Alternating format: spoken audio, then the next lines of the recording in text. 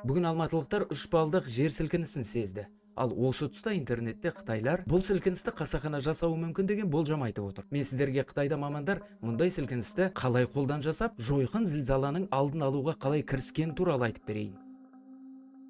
Мысалы, қазақстандық сейсмолог Таңатқан Абақанов қытайлық мамандармен бірігіп, осындай зілзала туғызуға қатысқан. Әрине, бұл дүмпу халыққа қарсы емес, керісінше жойқын жер сілкіністерінің алдын алу үшін жасалады. Абақановтың сөзінше, Қытайда 5 сейсмополигон ашылған екен. Оның мақсаты геологиялық құрылымда сейсмикалық толқындардың таралу процесін зерттеу болған. Осындай зерттеулер арқылы халыққа қауіпті саналатын сілкіністердің күшін азайту. Бұл мақсатта мамандар бұрын жойқын зілзала болған аумақтарды таңдаған. Солардың бірі Үрімші қаласының маңы 120 шақырымға шықты. Қалғаны ішкі Қытайда Бенчуан, Юньян, Чинланшан, Гансу провинциясы және Янцзы өзенінің аңғары. Технология мынадай: жерді қазып, диаметрі 100 метр, тереңдігі 20 метр болатын өте мықты бетоннан алып шұңқыр қазандық жасайды. Оның қабырғасының қалыңдығы кемінде 50 сантиметр болады. Сол шұңқырды сумен толтырған соң, оның үстіне судың үстінде жүзіп жүретін платформа жасайды. Платформаға суға 5-7 метр батып тұратын өте күшті аэрогидрожарылғыш орнатылады. Әр 15 минут сайын аэрогидрожарылғыш суға атыс жасайды. Сол соққыдан магнитудасы 4 балға дейін жететін әлсіз, қауіпсіз жер сілкінісі жасанды түрде пайда болады. Шұңқырдың дәл ортасында тербеліс күші 6 бал болуы мүмкін. Бірақ 3 километр қашықтан ассаңыз, бұл дүмпу сезілмейді екен. Мұндай әлсіз дүмпулер қайта-қайта жасалатын болса,